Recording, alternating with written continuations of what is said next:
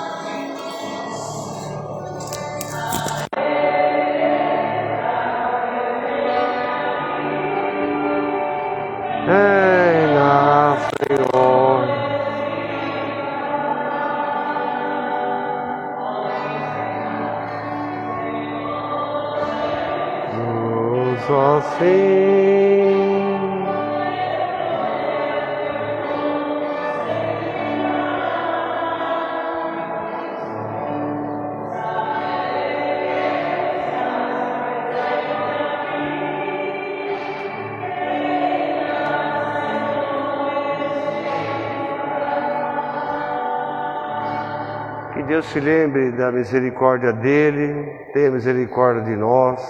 Deus nos conceda muitas graças, porque necessitamos também. Em nome do Pai, do Filho e do Espírito Santo, a graça e a paz de Deus, nosso Pai, e de Jesus Cristo, nosso Senhor, esteja sempre convosco.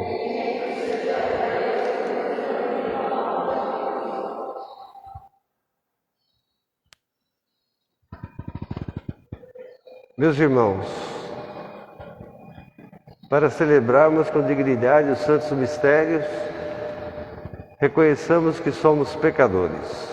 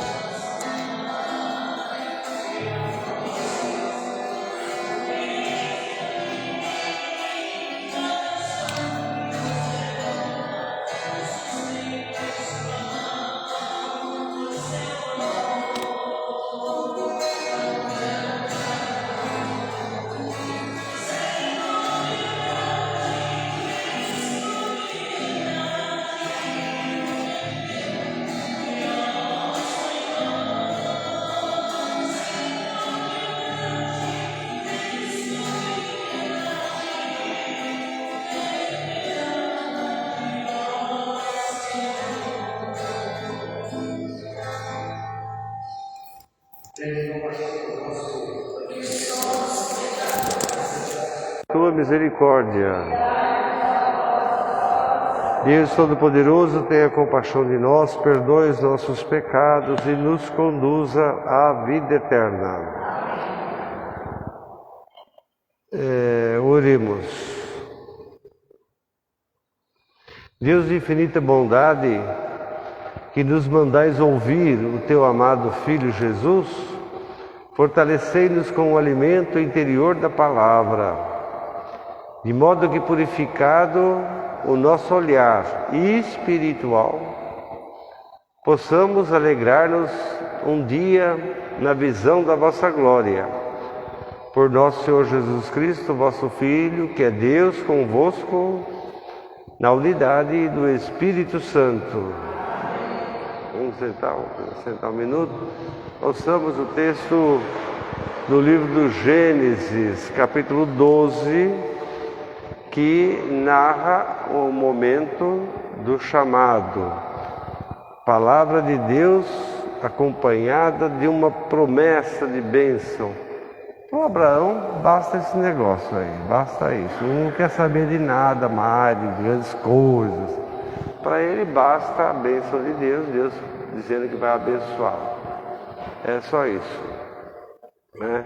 Ele é chamado, o Abraão é chamado. Aqui é o Abrão, né? Não é o Abraão. É Abrão. Abrão é aquele... Ele não tinha feito o itinerário da fé ainda, nada. Depois é que o nome dele vai mudar de Abrão para Abraão. Né? Depois. Mas agora aqui não é não.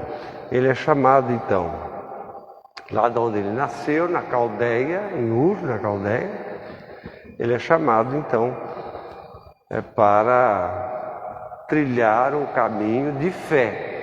Ele não conhecia Deus, não conhece nada ainda, né? Aí, nesse texto.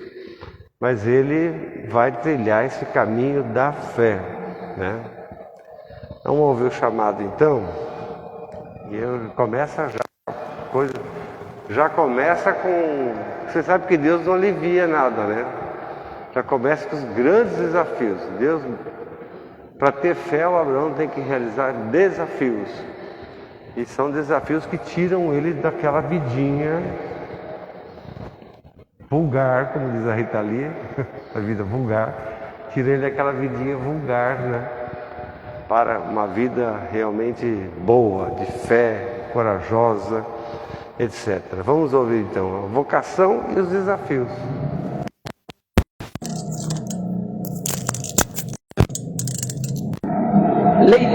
Leitura do livro do Gênesis.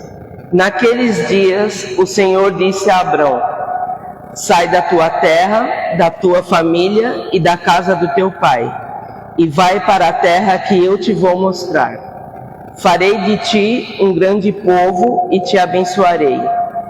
Engrandecerei o teu nome, de modo que ele se torne uma bênção. Abençoarei os que te abençoarem, e amaldiçoarei os que te amaldiçoarem. Em ti serão abençoadas todas as famílias da terra. E Abrão partiu, como o Senhor lhe havia dito. Palavra do Senhor. Misericórdia a todos. Desça sobre nós, Senhor.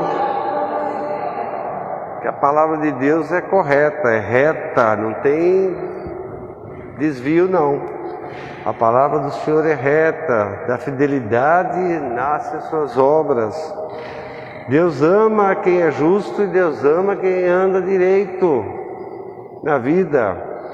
A terra está cheia da bondade de Deus. Os olhos de Deus estão voltados para aqueles que o respeitam, para os que têm esperança na bondade dele, para libertar da morte as nossas almas e alimentar o tempo da fome. Nos ajuda, nos ampara. A nossa alma espera o Senhor. Ele é o nosso amparo, é a nossa proteção. Venha sobre nós, Senhor, a tua bondade, porque em vós nós esperamos, Senhor. Glória ao Pai, ao Filho e ao Espírito Santo. Por todos os séculos. Desça sobre nós, Senhor, a tua misericórdia. E vamos ouvir agora o texto de Paulo a Timóteo, segunda carta a Timóteo. Deus chamou Abraão, mas Paulo diz, não se encantem muito que Deus não chama só Abraão. Ele chama todos nós, né, com a mesma intensidade, com os mesmos desafios. Né? Ele lembra aqui. E Timóteo foi um bispo da igreja, né, que passou por muitos desafios. Muitas vezes a fé estava lá em cima, outra hora a fé estava lá embaixo, enquanto a fé estava lá embaixo por causa de vocês, né? Porque o que deixa a gente para baixo mesmo é a atitude do povo, a atitude de vocês. E o Timóteo ficou desanimadíssimo. É um povo que Deus me livre e guarde, que ele pegou para evangelizar, que olha, né? E ficava desanimado mesmo, queria abandonar tudo, largar tudo, entendeu? E aí então Paulo escreve para ele, sabendo que ele está desanimado, né? Ele fala, olha, lembra, todo mundo que foi chamado por Deus passou por grandes provações, grandes desafios, né? Não perca a esperança, não perca a fé, porque é assim mesmo, é desse jeito mesmo, né? Então Paulo é uma pessoa que vai lembrar sempre da figura do Abraão, né? Que é uma figura grande, não só grandiosa, como Moisés também foi. Mas não é só uma figura grandiosa, mas também uma pessoa que passou por poucas e boas, né? E ele é chamado de pai da fé porque ele não perdeu a fé, né? Justamente por causa disso. Então a gente também tem que ser ter essa consciência, como diz a oração inicial, a oração da missa, ter esse olhar espiritual, né? Tem que ter esse olhar espiritual. Não basta você ter só o olho. Tem que ter esse olhar espiritual da vida, né? Vamos ouvir então o texto da 2 Timóteo.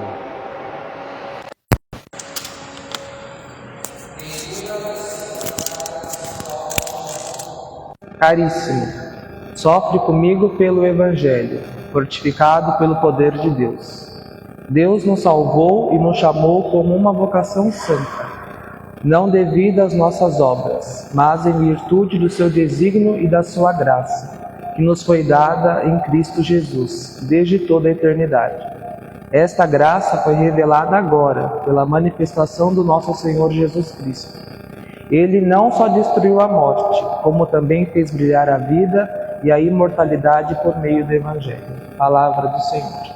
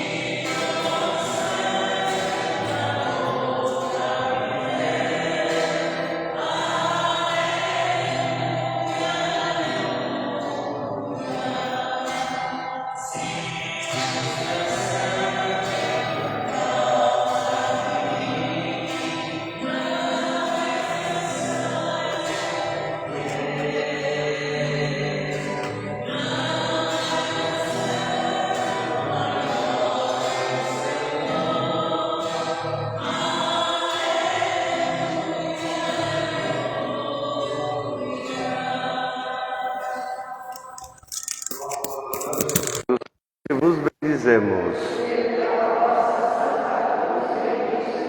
O Senhor esteja convosco. Proclamação do Evangelho de nosso Senhor Jesus Cristo segundo São Mateus.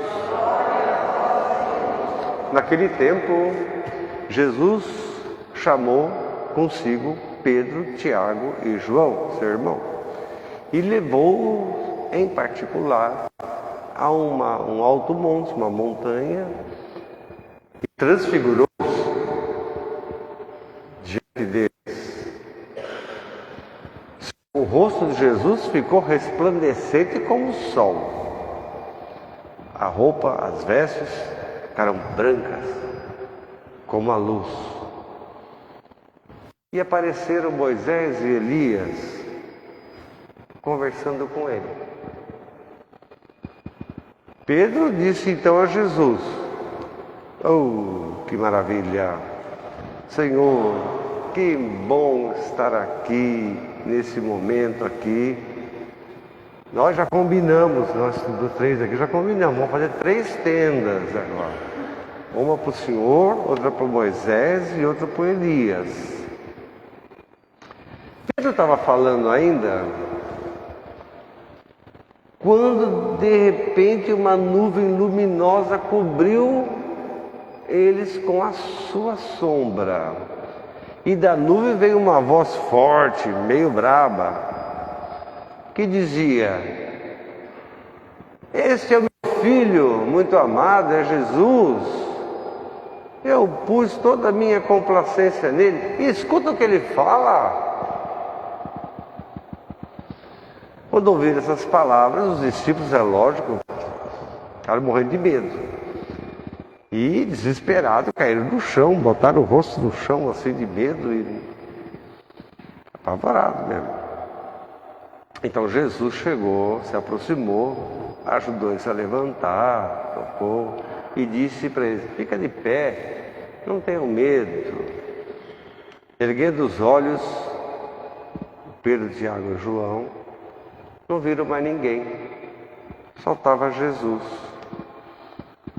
Ao descerem do monte, Jesus disse para eles: "Olha, vocês não contem por enquanto essas coisas para ninguém, não contem essa visão,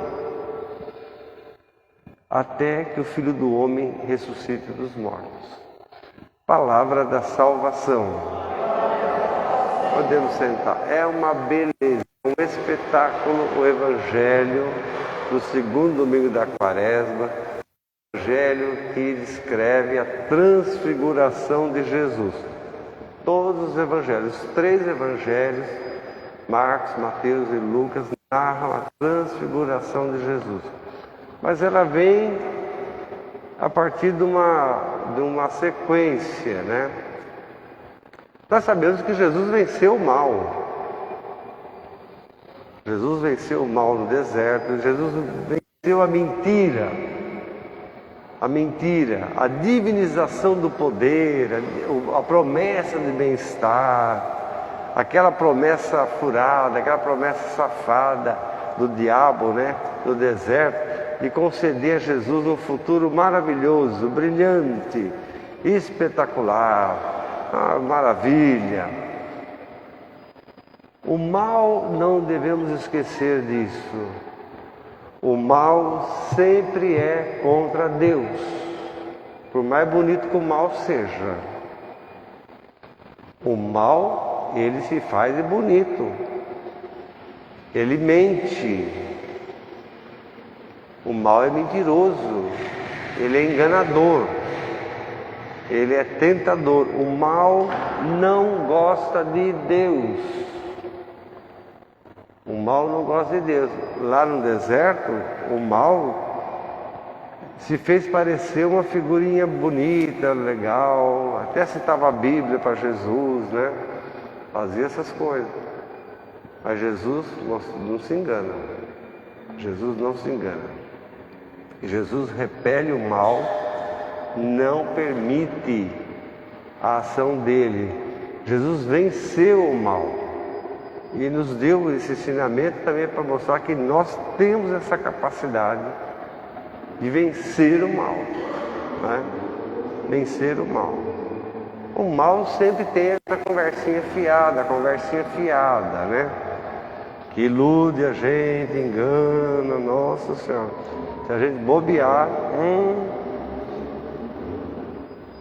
O episódio da tentação do domingo passado, porque Jesus responde ao mal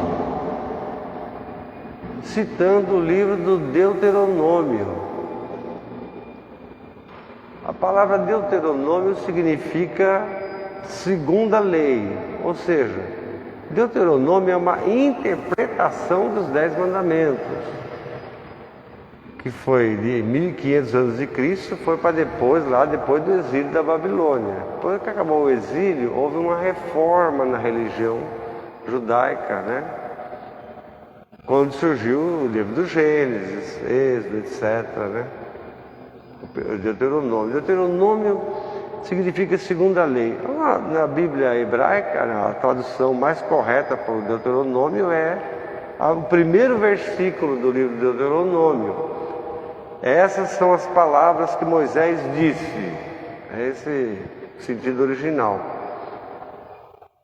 Jesus, quando cita o Deuteronômio para o mal e repele o mal, Jesus está querendo dizer que a lei suprema do antigo povo de Deus é também a lei suprema para os cristãos, para nós todos. E o bonito é isso, Jesus não cita o Moisés na fonte, ele cita essa leitura, essa reinterpretação que o povo hebreu fez, com razão, depois de passou 200 anos escravo no Egito, imagina. Depois de um tempo, passou mais não sei quantos anos de escravo no Iraque, né? Na Babilônia, o nome da Babilônia antiga é o Iraque. Sofreram feito cachorro, o povo.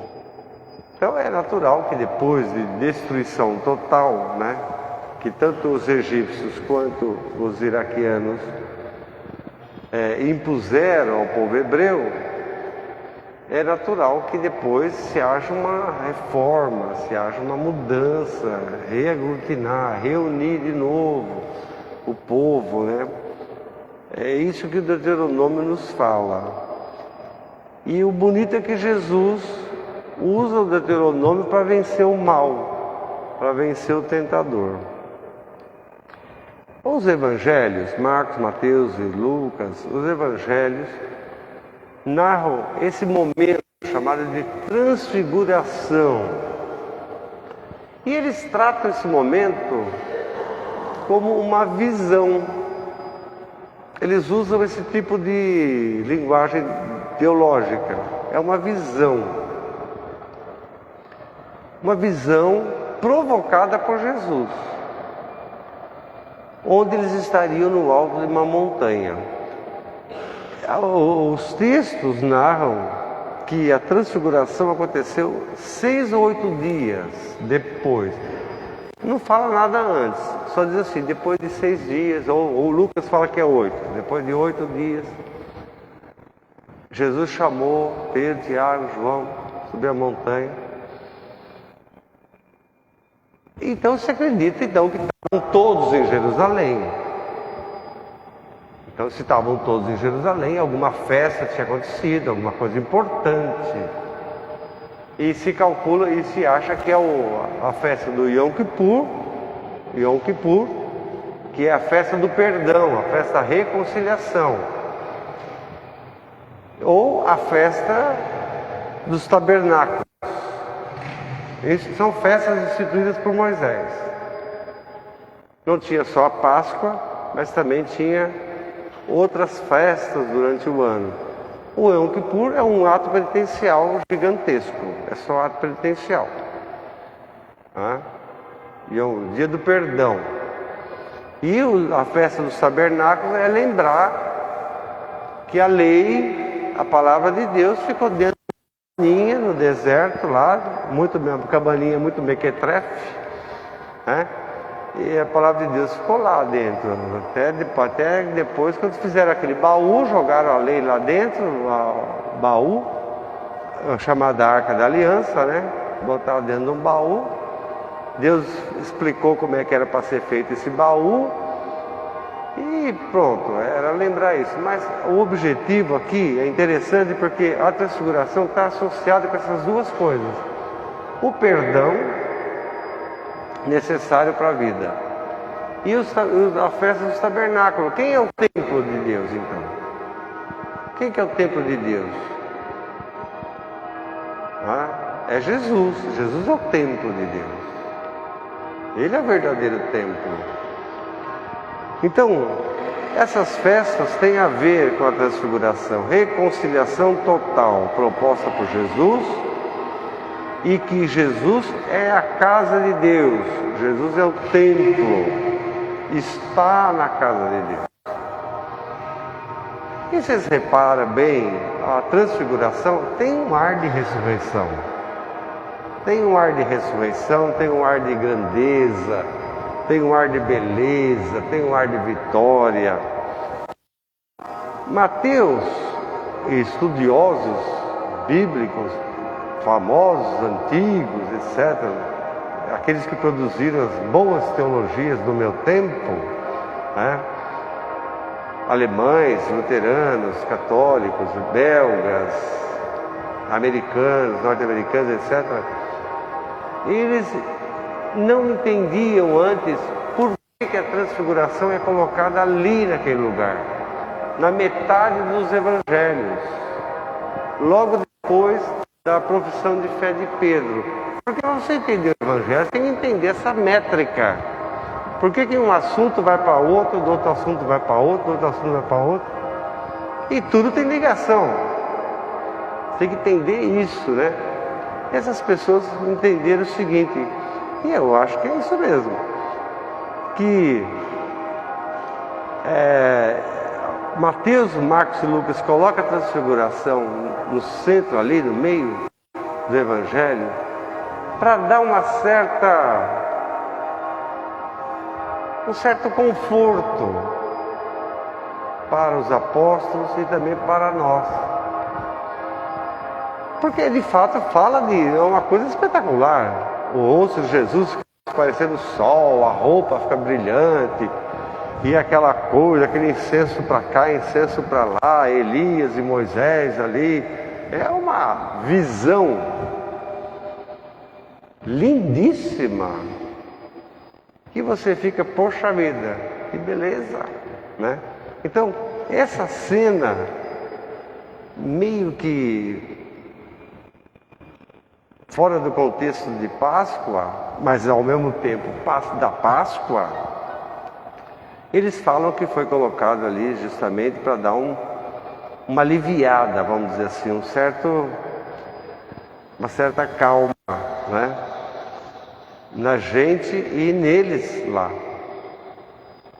Porque Jesus não brinca em serviço, Jesus, ele não mente, Jesus não tem mentira com Jesus. Jesus fala a verdade, nua e crua, dói pra caçamba, né? Ele fala, olha que bonito. Jesus fala Jesus, logo após, Jesus fala da exigência, né? Das exigências antes da transfiguração. É uma conversa ferrenha sobre exigência. Para me seguir tem que ser assim, tem que renunciar a um monte de coisa, tem que fazer isso, tem que fazer aquilo, né? E para piorar tudo, Jesus anuncia 3 vezes que vai morrer na cruz. 3 vezes. Nos 3 evangelhos, Jesus fala 3 vezes que vai morrer na cruz. Agora, a gente entende o lado dele. Agora, se coloca no lugar de quem está seguindo Jesus. Um homem maravilhoso. Ensina que é uma beleza, uma linguagem catequética, multiplica pão, acolhe os pobres, faz aquilo. Na perspectiva dessa gente, Jesus é o tal. Jesus é o tal, Jesus é o... a admiração por Jesus era grandiosa. Mas não porque ele é filho de Deus, mas porque ele fazia essas coisas. Então Jesus complicava mesmo a vida das pessoas. Jesus complicava. São assuntos realmente difíceis, desconfortáveis. Ninguém quer escutar isso. Vê na rede social lá, começa a falar mas num texto desse tamanho ninguém lê. Ninguém lê. Bobagem, perda de tempo. A gente manda um vídeo que a pessoa não precisa nem ler. E muitos nem assistem o vídeo. Por quê? É isso. Vocês têm uma ideia para onde vai a inteligência do ser humano. A nossa dependência, né? Como nós estamos dependendo. Eu estava vendo uma psiquiatra falando outro dia, e ela falando da questão das crianças, né? O contato das crianças com a internet, com a rede social. E que nós sabemos, se deixar, fica o dia inteiro. Se deixar, fica o dia inteiro. E ela falava assim, olha, não tem como escapar dessas coisas. Porque a internet e as redes sociais, usadas em abundância, causam uma irritação em você, ela falava. Te dá uma irritação. E ela percebia isso, né? Que as crianças, muito expostas a isso, após deixar de usar, ficava muito irritado dentro de casa. Muito irritado com o pai, com a mãe, um monte de coisa. Ficava pirracento, sabe? As crianças ficam pirracento. Ela falava assim, não tem jeito, não tem remédio para isso. O único remédio que tem é ir devagarzinho, você dosar esse negócio. E criando alternativa. Vamos ler um livro junto, vamos ter atividades comuns. E sobretudo, acabou de usar a rede social, senta com a criança e respira. Faz respiração, assim. Respira, tenta relaxar. Vocês veem como nós estamos dependendo mesmo, nós somos dependentes de inteligência artificial. Nós estamos num estágio terrível. E aí nesse mundo cibernético, nós não queremos ler. Nós não queremos nos cansar, nós queremos ver coisas que faz a gente rir, coisa legal, coisa boa. Olha, faz o teste. Um cachorrinho bonitinho, faz um monte de micagemzinho assim, menino, faz um sucesso no Facebook. Faz mais sucesso um cachorrinho do que você. Do que você falando, você explicando. Faz muito sucesso. Faz o teste. Você vê quanta gente vai dizer, olha que cachorro bonitinho, vai mandar você vai receber um monte de mensagem. Então ninguém aguenta, né? Nós vivemos num mundo assim. E de certa forma os apóstolos viviam com a cabeça na lua também, os discípulos, né? Eles viviam assim. E Jesus falando da disciplina, da renúncia, e para piorar a história, falou 3 vezes que ia morrer na cruz e terrível. Então é um assunto pesado. Então os teólogos dizem assim que Mateus, Marcos, ele colocou a transfiguração aí no meio para dar uma aliviada nesses assuntos, né? Que Jesus trata. Olha, Jesus afastou muita gente da igreja. Jesus é especialista nisso. Jesus afastou muita gente do grupo com essa conversa dele de sofrimento, de cruz, disso, daquilo. Afastou muita gente. Porque é realmente isso, né? As pessoas querem. Você percebe que a pessoa não tem fé, a pessoa tem admiração por Jesus. E admiração não é fé. Marcos é um especialista nesse assunto. São Marcos. São Marcos é o evangelho que Jesus mais xinga os apóstolos, mais dá bronca. Porque eles têm admiração por Jesus. Eles ainda não têm fé. Só vai ter fé, meu filho, depois da Semana Santa. Só vai aprender a ter fé depois da Semana Santa. Porque a Semana Santa é tão importante. A Semana Santa não é feriadão. Feriadão. Olha o feriadão. Feriado prolongado. Semana Santa não é feriado prolongado. Não é feriadão. Semana Santa é para ser vivida naquela disciplina ali, para você despertar o seu amor por Jesus, não a sua admiração. A única gente de admiração não quer, não. E você vai ver que está tudo isso no Evangelho. A admiração não salva ninguém. Porque a admiração, vocês sabem, os psiquiatras falam, Freud falava disso. Eu estou recorrendo aí a esse pessoal, né? Porque existe uma consciência mental no Evangelho também. O Freud falava, e os psicanalistas aí, famosos, eles falam sobre admiração. O que é? É um estado psicológico momentâneo.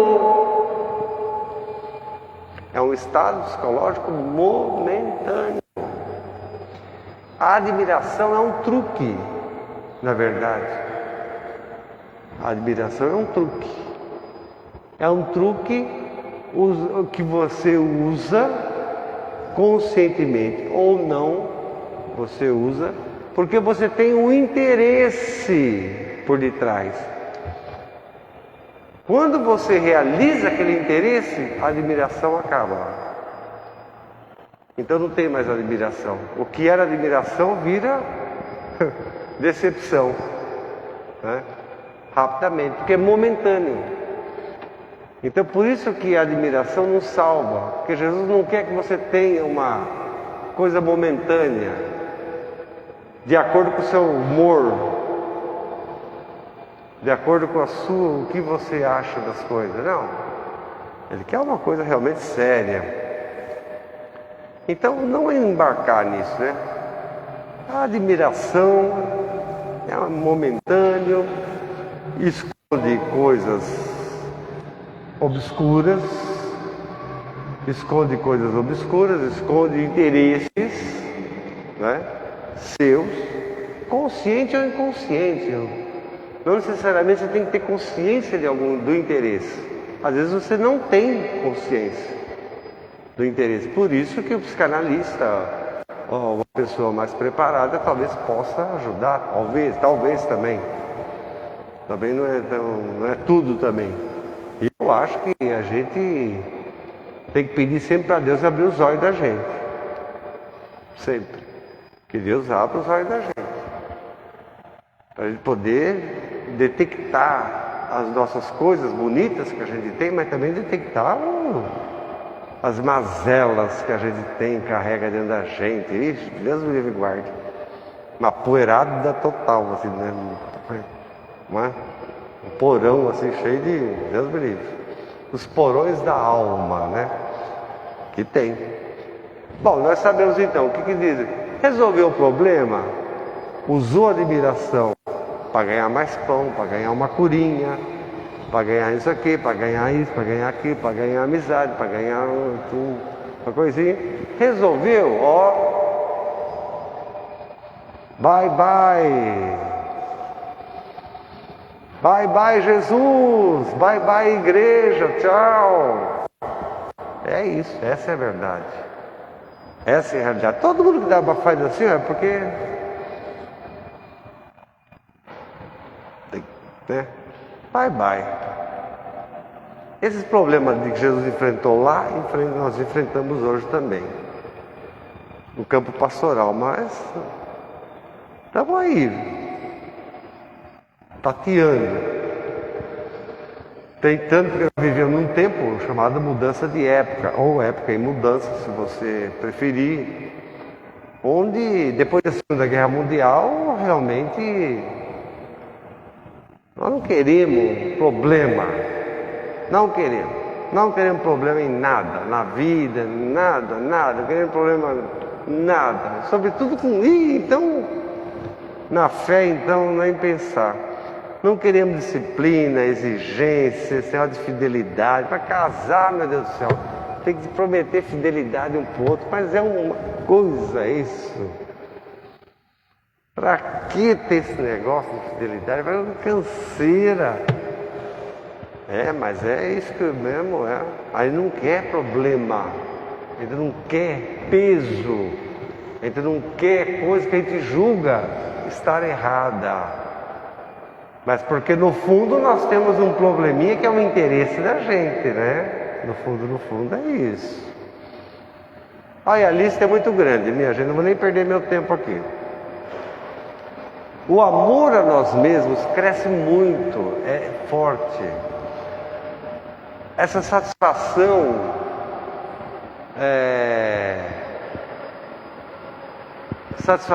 fugaz. Quem tinha uma música que falava do amor fugaz, né? Ela era uma cantora, meu Deus do céu. Quem que era? Dennis, Douglas? Quem que era? Tinha uma cantora, Daniel. Tinha uma música bonita. E aqui no meio ela falava do amor. Ela usava a palavra fugaz em inglês, né? Fugaz. E que no som do português dá essa palavra fugaz, né? Uma coisa idiota, coisa boba, né? Então a gente quer isso, a gente quer esse amor fugaz, tolo, né? Idiotinha, esse amorzinho sem graça, que a gente se sente assim, satisfeito, né? É um egoísmo disfarçado, muito grande, que está presente na consciência de hoje, do mundo e também da gente. E aí, infelizmente, também na fé, nas religiões, está presente isso também. Esse mundo é marcado pelo egoísmo, pela ganância.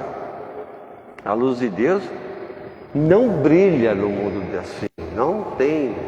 A luz de Deus é obscurecida pelas preocupações. E você veja você mesmo, né? O seu feitiço do tempo que você vive, né? A gente vive o feitiço do tempo. Então a gente tem aquela rotina ali, entendeu? Aquela agenda ali, diariamente, aquela coisinha ali. Só serve para nós se couber ali dentro. Se não couber ali dentro, tchau, bye bye. Não serve. Não temos essa vontade de ficar mudando as coisas, né? É por isso que a gente diz assim, eu não tenho tempo, né? Não tenho tempo para rezar.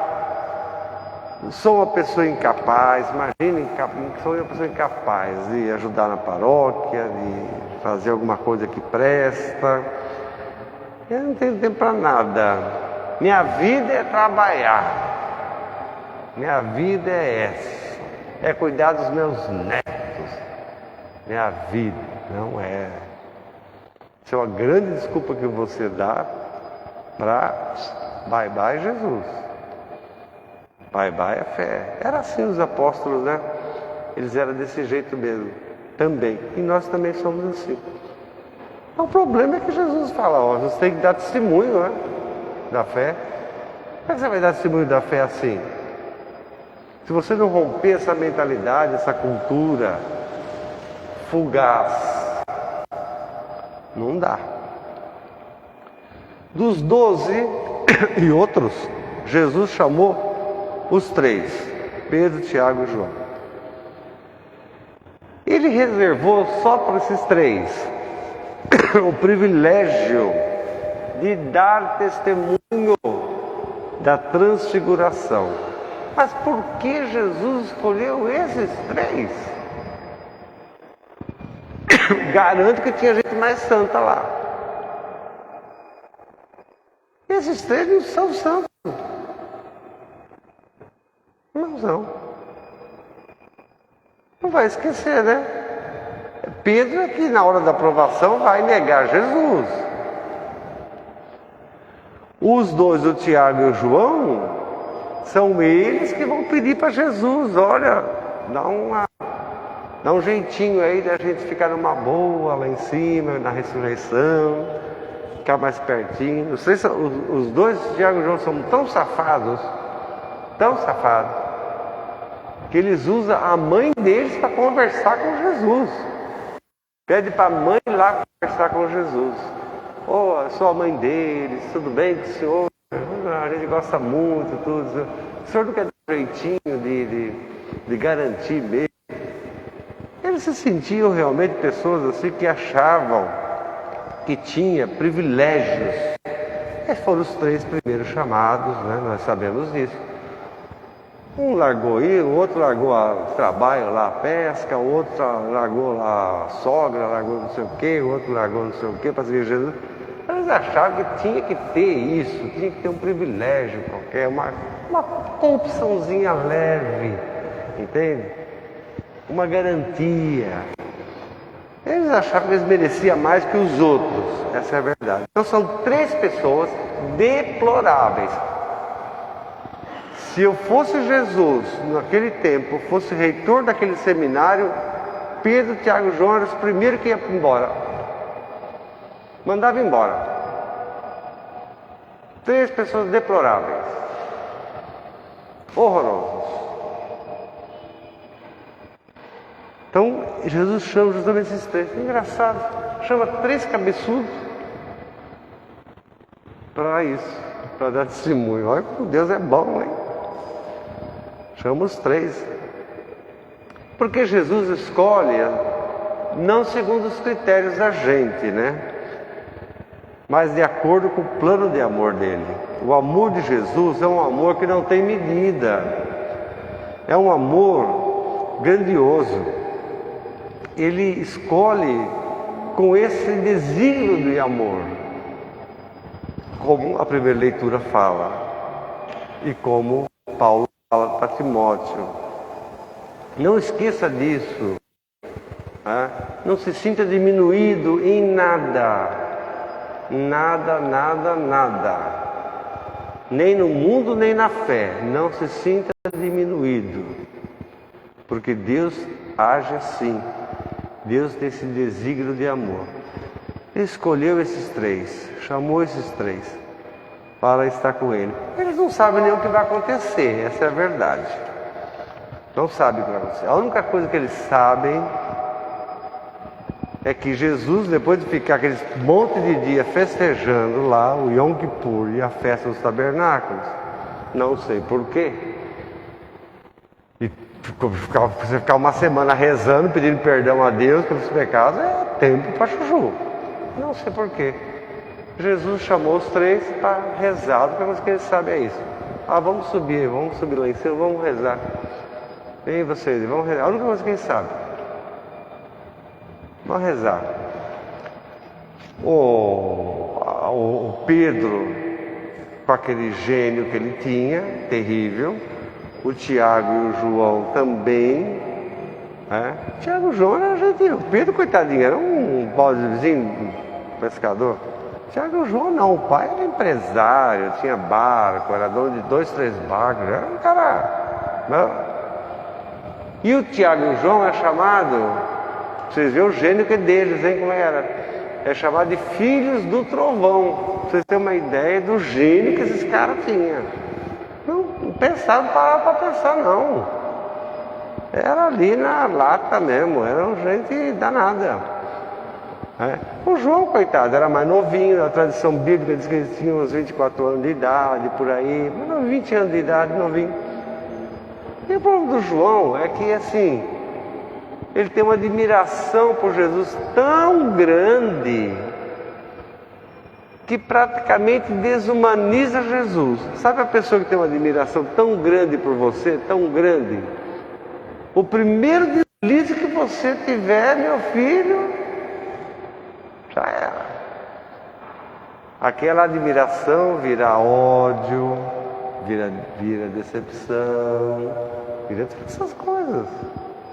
O problema do João é esse. Ele tem uma admiração tão grande por Jesus que desumaniza Jesus. Não olha Jesus como realmente o Filho de Deus, na pessoa humana. Não olha. Não é capaz de fazer isso, né? o João cria uma situação de que é o melhor até.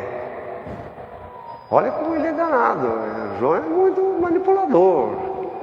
Ele cria aquela situação de que ele é o melhorzinho, que Jesus gosta mais dele. Tanto é que na Quinta-feira Santa, os mais velhos perguntam para o João, pergunta você para ele, quem é que vai? Né? O Leonardo da Vinci até colocou o João perto de Jesus. Quando pintou aquele quadro lá, da última ceia, né? O João está pertinho de Jesus. Os mais ruins estão longe. Né?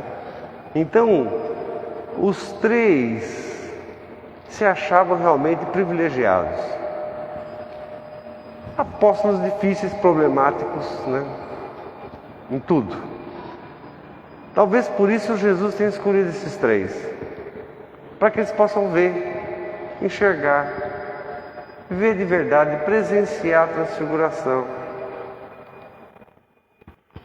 Então, ali na transfiguração, você tem essa beleza, onde Deus nos oferece a capacidade de enxergar Deus, o amor de Deus em nós, o amor de Deus pelo ser humano, a capacidade de amar de Deus gigantesca. Acontece sem aviso ali, do jeito que está colocado os evangelhos ali, é sem aviso. Vamos chamar, vamos lá, vamos subir a montanha, vamos rezar. E de repente acontecem as coisas. Ninguém avisa nada. Não é aquela liturgia que nós temos, né? As rúbricas litúrgicas. Agora eu vou sentar aqui, agora meu rosto vai ficar assim, agora minha veste vai ficar assim. Agora não tem esse negócio. Puf! De repente, tudo acontece. A cara de Jesus parece o sol. A roupa brilha mais do que uma luz. Aí fala de luz, né? A roupa brilha, mais brilhante que a luz. Agora isso não é milagre nenhum, na verdade. Sabe qual é o grande milagre, hein, Denis e o Douglas? Sabe qual é o grande milagre da transfiguração? Não sabe? Nenhum dos três dormiu. Nenhum dos três dormiu. Eu, se eu fosse um deles, ficava uma semana inteira pedindo perdão, jogando cinza na cara, no corpo, na festa dos tabernáculos da Yom Kippur, fazendo aquele monte de coisa, rezando aquela coisa. Depois só a montanha rezar. Você acha que a gente não vai tirar um cochilinho? Você acha que não vai dar vontade de tirar um cochilinho? Vai. Mas o milagre aqui é que nenhum dos três dorme. Diferente do que vai acontecer na Semana Santa. Porque na Semana Santa, com tudo cochilar. E Jesus fica sozinho. Né? De novo. Então, o milagre é que os três não dormem, não é do pé. Ficam acordados.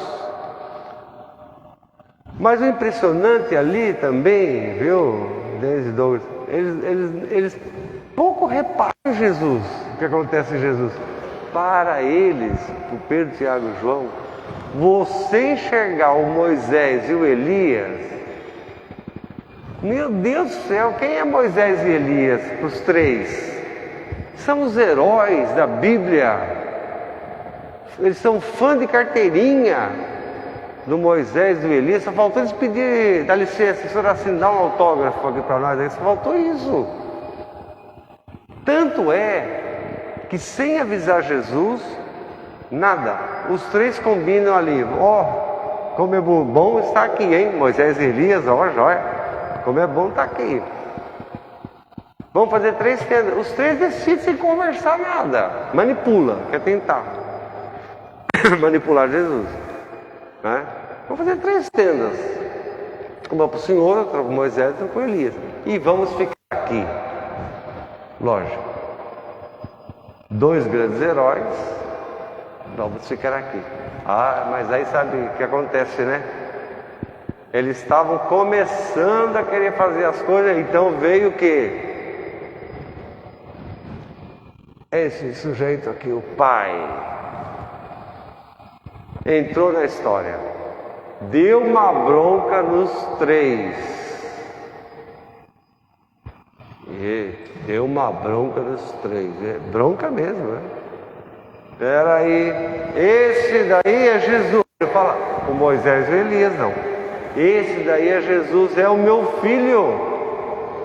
Escuta o que ele está falando. A bronca foi tanta, expressão da palavra, cagaram de medo. E ficaram com tanto medo, tão apavorados, que caíram no chão e ficaram com a cara lá, o braço lá, não queria nem olhar mais nada. Aí Jesus vem, o texto do Evangelho, Jesus vem, ajuda eles a levantar. Mas eles estão com medo de quê? Não é para ter medo, não. Não é para ter medo. Levanta, fique de pé. Não é para ter medo, não sintam medo, né? Não sintam isso. Esse relato da transfiguração é o relato que tira a gente do comodismo da gente. Tira a gente desse falso conforto que você pensa que tem, desse falso bem-estar que você pensa que tem. Que o mundo é assim. A grande vontade deles e Douglas, é o quê? Eles querem ficar lá em cima. Ó, o grupo lá embaixo que ficou, ó, cagando andando para eles, né? Tô nem aí, dane-se, é. Eles querem ficar lá em cima. A gente não quer, não quer. Ninguém quer descer montanha nenhuma. Ninguém quer descer montanha nenhuma. Minha primeira missa de padre caiu na segunda domingo da quaresma. Foi a transfiguração. E, como é tradição, pelo menos era antigamente, não sei hoje como é que tá com essa bagunçaiada desses padres novos aí, todo doido. Aí não sei mais. Mas antigamente era assim, o padre, quando se ordenava, na primeira missa dele, era um outro padre mais velho que pregava, sempre. E o padre Paulo Bezerra foi quem pregou. E era esse Evangelho da Transfiguração. E o Paulo falava, eu lembro até hoje, o Paulo falava assim, olha, a gente tem que tomar cuidado com o conforto da gente. A gente tem que tomar cuidado e não pensar só na gente. Porque Deus quer que a gente tem que descer a montanha. Descer a montanha, porque lá no pé da montanha estão os problemas, está a realidade, está um monte de coisa. O confortável é você ficar. Não podemos assim, agir assim. Ficar no conforto, pensar só em nós mesmos, né? Essa foi a pregação da primeira missa. É assim. A natureza humana da gente pede o quê? O nosso conforto, o nosso bem-estar. Mas é tudo mentira aquilo também, é? Aqui hoje, no mundo que nós vivemos. Está cheio de padre, de igreja que não quer descer a montanha. Não desce. É só neles, só pensa neles. Fim de papo. Então, o comodismo é um pecado. Deus não permite o comodismo, é por isso que Deus, com muita razão, se eu fosse ele, já mandava um raio dos 3, assim, acabava na coisa na hora. Ainda bem que eu não sou, graças a Deus. Graças a ele, graças a Deus, não sou. Porque se eu fosse ele, mandava um raio bom daquele que... Pum, comodismo. E o meu filho falando de que tem que ser assim, que tem que ser assado, que tem exigência, que tem isso, que tem aquilo, que ele vai morrer para salvar vocês, e vocês querendo ficar no bem bonzinho da vida aí, não pode. Deus não permite. Tem que dar testemunho da fé, sim senhor. Tem que dar testemunho da fé, tem que descer a montanha, sim senhor. Ficar lá no bem bonzinho ali, meu filho, ó, já era. Tem que descer a montanha sim. Jesus se transfigura no Tabor, perto de Jerusalém, ele quis mostrar aos seus discípulos a vida verdadeira, a glória, que abra os olhos, vocês abram os olhos, que o Pedro abra aquele olho dele, que o João abra aquele olho, que o Tiago pare e também abra aquele olho dele. Sejam capazes de fazer coisas boas para dar testemunho. Né? Jesus se transfigura, revela a sua glória, não é para evitar que eles vão passar pela cruz, não.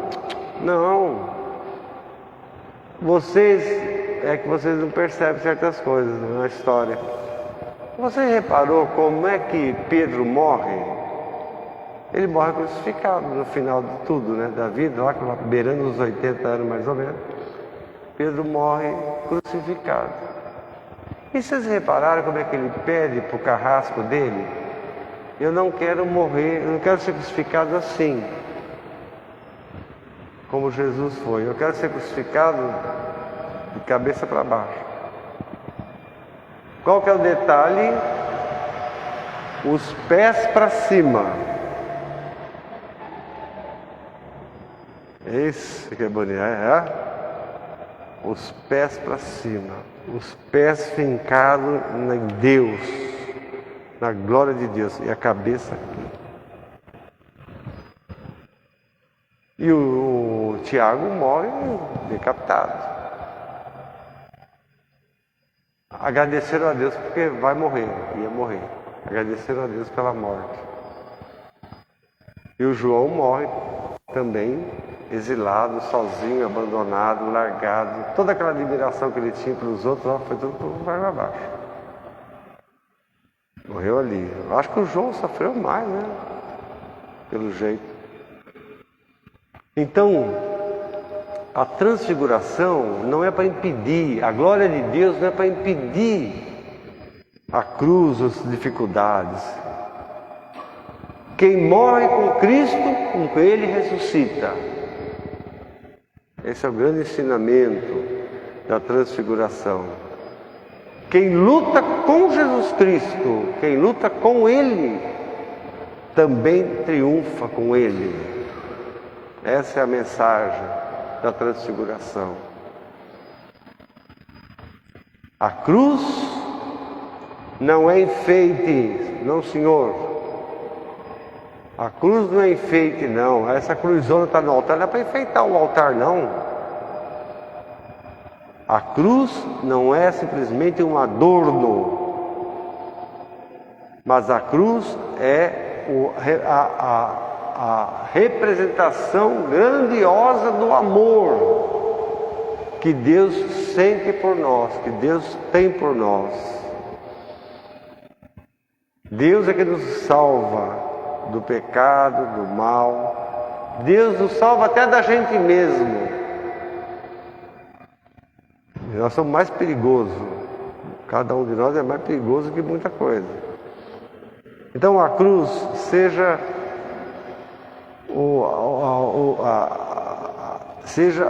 as etapas, né, do nosso caminho, a redenção para nós.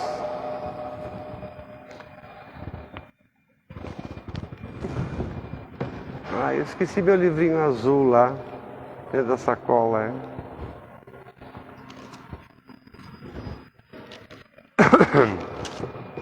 Vamos aguardar um minutinho para a gente pensar bem no texto do Evangelho. Eu proponho que você leia de novo o Evangelho em casa, Mateus 17. E veja quanto a gente precisa, né, de ser firme na fé, ser uma pessoa que realmente dá testemunho e que Deus leva a gente assim pelas estradas de Jesus, né? Que a gente caminha nas estradas de Jesus. Deus leva a gente aí para dar um testemunho bonito. Não precisa exibir para o mundo não, porque o mundo não precisa de nada disso. O mundo já é exibido por natureza. não sejamos mais um, mas Deus. Evangelho da quarta-feira de cinza, lembra, né? O que você fizer de escondido, Deus vai estar vendo. É Deus ver. Basta isso. Meus irmãos e minhas irmãs de pé, vocês renunciam a Satanás? Vocês renunciam a todas as obras de Satanás? Agora que eu quero ver. Vocês renunciam a todas as seduções de Satanás? Vocês creem em Deus Pai Todo-Poderoso, Criador do céu e da terra? Vocês creem em Jesus Cristo, seu único Filho, nosso Senhor, que nasceu da Virgem Maria, padeceu e foi sepultado, ressuscitou dos mortos e subiu ao céu? Vocês creem no Espírito Santo, na Santa Igreja Católica, na comunhão dos santos, na remissão dos pecados, na ressurreição dos mortos e na vida eterna? Essa é a nossa fé que da Igreja, lá dos apóstolos, nós recebemos e que sinceramente nós professamos, razão da nossa alegria em Cristo nosso Senhor. Amém. Vamos fazer nossas preces. Aqui, todo mundo tem prece para fazer, mas a igreja tem algumas que ela compartilha com todo mundo. Vamos lá. A ela,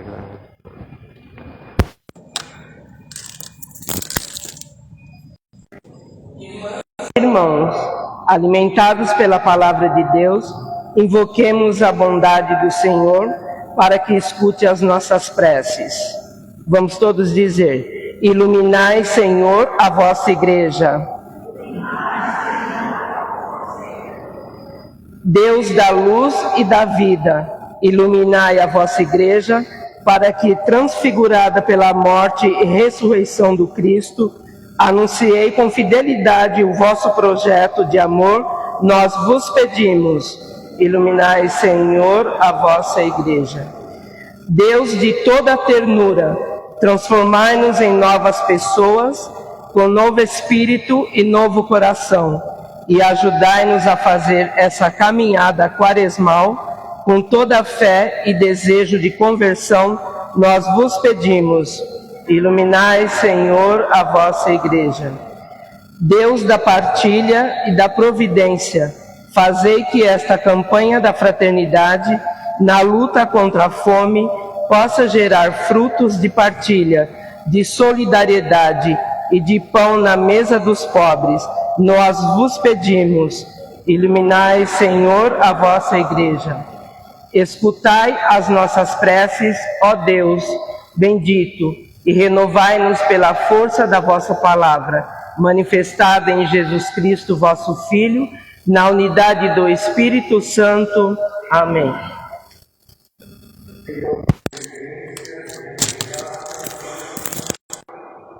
Que em tempos de redes sociais, em tempos de libertinagem da inteligência, a gente possa ter um olhar mais crítico. Às vezes tem gente que manda certas coisas para a gente que é lixo, puro lixo. É lixo sobre a Bíblia, é lixo sobre a fé, é lixo sobre isso, é lixo. Então que a gente saiba usar o dedinho da gente, entendeu? E lixeira, use o dedinho, lixeira. Que a gente tenha esse discernimento. Que a gente escute de verdade a verdade da palavra de Deus, do Evangelho. Que você recebe muita mentira, hein? Preste atenção. Que Deus nos dê essa capacidade e que a gente participe, dê testemunho de Jesus, às vezes fazendo isso. Rejeitando essas porcarias aí. Vamos cantar o canto, não podemos sentar. O canto do ofertório aí, Darcilene. Não fico falando aqui até amanhã.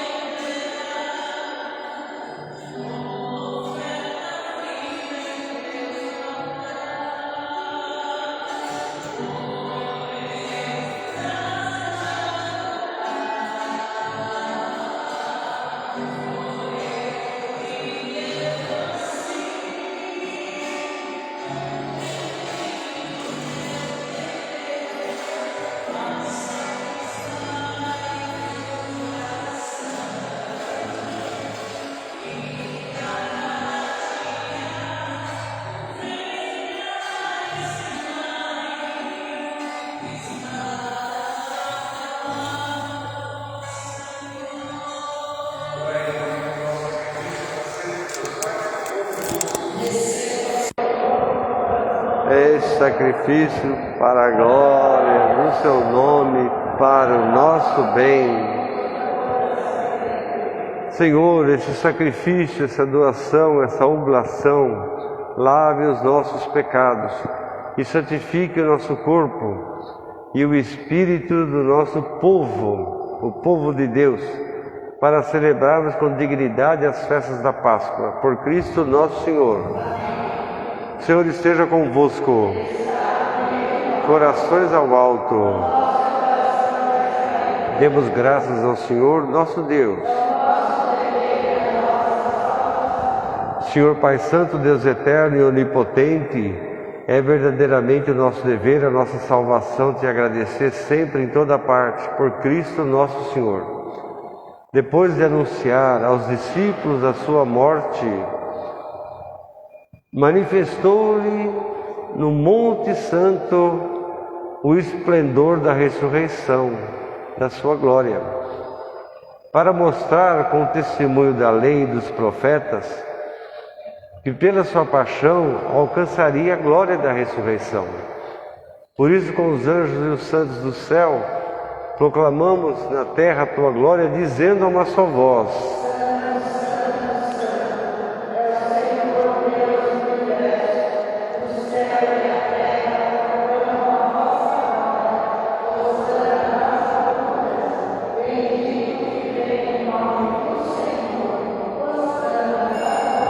Vós, Senhor, sois verdadeiramente santo, sois a fonte de toda santidade. Reunidos na tua presença, em comunhão com toda a igreja, ao celebrarmos o primeiro dia da semana, o domingo, em que nosso Senhor Jesus Cristo ressuscitou dos mortos, humildemente nós te suplicamos: santificai esses dons, derramando sobre eles o teu Espírito Santo, de modo que se convertam para nós no corpo e no sangue de nosso Senhor Jesus Cristo. Na hora em que ele se entregava para voluntariamente sofrer a morte, ele tomou o pão, deu graças, partiu e deu a seus discípulos, dizendo: tomai todos e comei. Isto é o meu corpo, que será entregue por vós.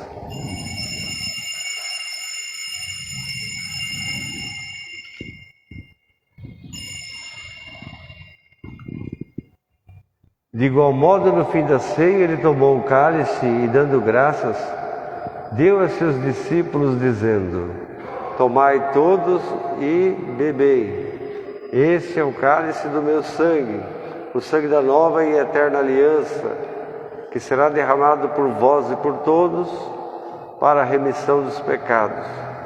Fazei isto em memória de mim.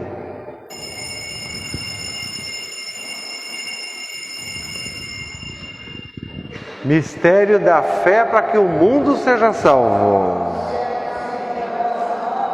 E proclamamos a vossa ressurreição. Celebrando agora, Senhor, o memorial da morte e da ressurreição de Jesus, nós te oferecemos o pão da vida e o cálice da salvação, e te damos graças porque nos admitiste na tua presença para vos servir nesses santos mistérios. Humildemente nós te suplicamos que, participando do corpo e do sangue de Cristo, sejamos reunidos pelo Espírito Santo num só corpo. Lembrai-vos, Senhor, da Igreja, presente no mundo inteiro. Torne a Igreja perfeita na prática do amor e da caridade, em comunhão com o Papa Francisco, com o nosso Bispo Algacir e todos aqueles que estão de verdade mesmo, de coração mesmo, a serviço do povo de Deus. Lembrai-vos de teu servo, o Joaquim de Oliveira Teixeira, filho da dona Lídia, a quem o Senhor chamou para vós, configurado com Cristo na morte, com Cristo também tome parte da ressurreição. Tenha misericórdia de nós, Senhor. Dai-nos a graça de participar da vida eterna com a Virgem Maria, Mãe de Deus, os bem-aventurados apóstolos e todos os santos, que desde o princípio do mundo viveram na vossa amizade, para cantarmos os seus louvores por Jesus Cristo, vosso Filho. Por Cristo, com Cristo e em Cristo, a vós, Deus Pai Todo-Poderoso, na unidade do Espírito Santo, toda honra e toda glória, agora e para sempre. A dona Lídia, a mãe do Joaquim, para puxar o Pai Nosso. Vai lá você, melhor. Ela vai convidar a gente a rezar o Pai Nosso, aquela coisa bonita, aquela oração bonita. Aí mesmo, pode sair daí mesmo.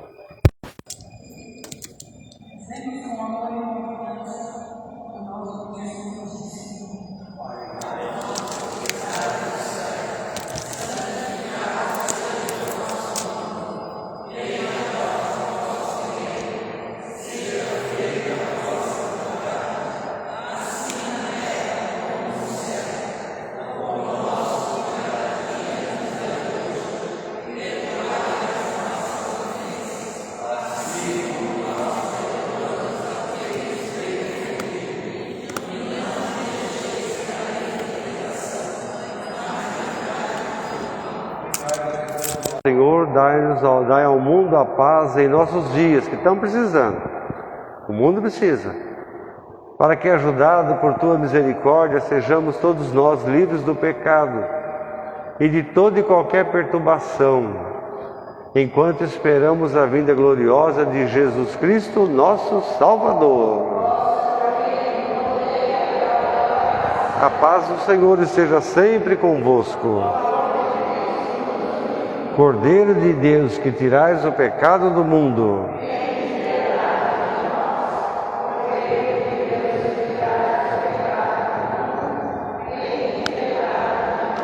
cause pecado para nós.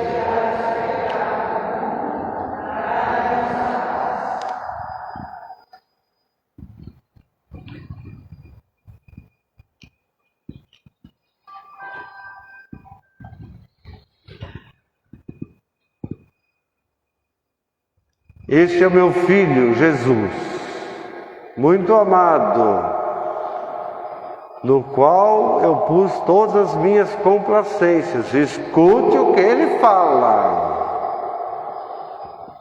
Eis o Cordeiro de Deus, que tira o pecado do mundo.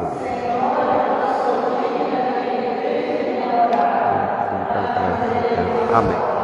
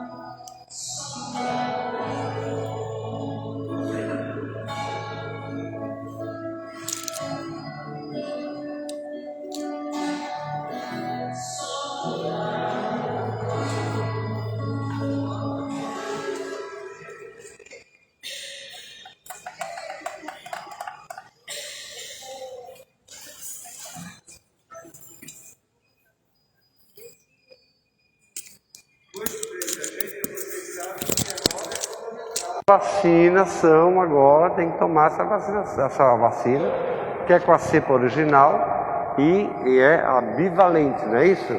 Serve para contra esses 2 ramos da Covid que está empesteando aí todo mundo. Serve para isso. Dona Fátima parece que já tomou.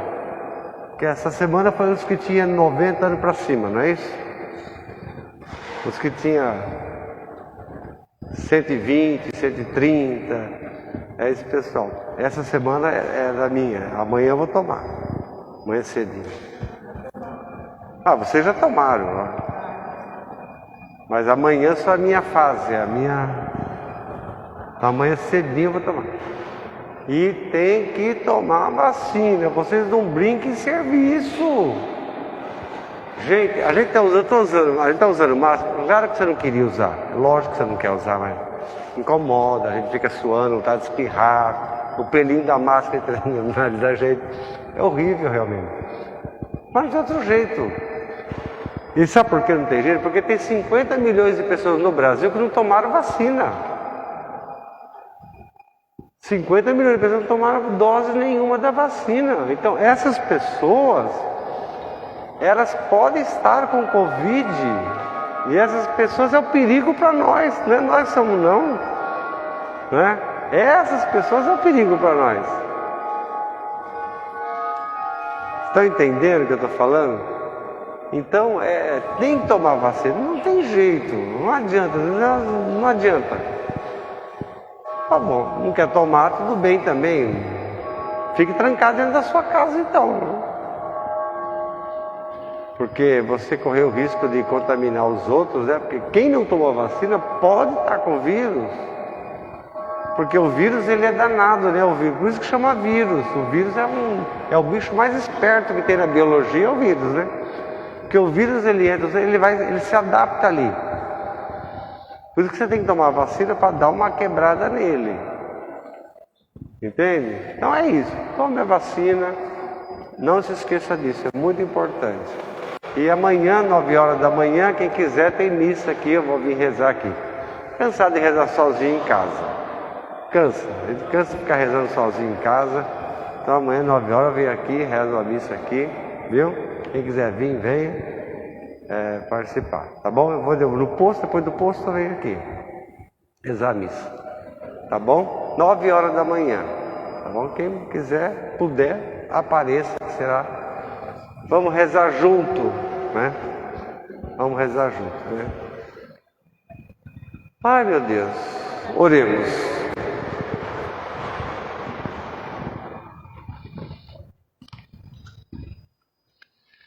Alimentados nesses gloriosos mistérios, nós te agradecemos, Senhor, porque vivendo aqui, neste mundo, o Senhor também, ao mesmo tempo, nos faz participantes dos bens do céu. Por Cristo nosso Senhor. O Senhor esteja convosco. Abençoe-vos o Deus Todo-Poderoso, o Pai, o Filho e o Espírito Santo. Vamos em paz, que o Senhor acompanhe vocês hoje e sempre. Bom domingo para todo mundo, abençoado domingo. Sejam testemunhas, hein? De verdade mesmo, né?